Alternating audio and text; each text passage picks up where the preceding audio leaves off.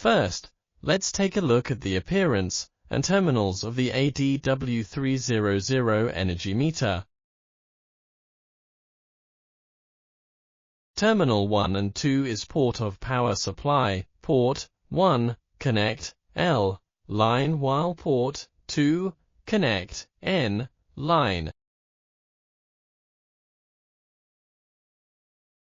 Terminal 11 and 12 and 13 and 14 is port of voltage input, port 11, connect UA, port 12, connect UB, port 13, connect UC, port 14, connect UN.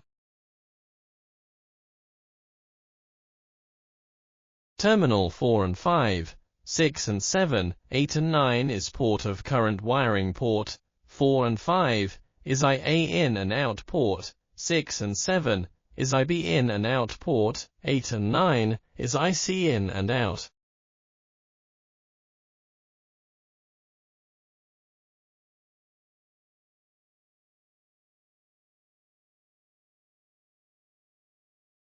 This is the connection port of the 4G antenna.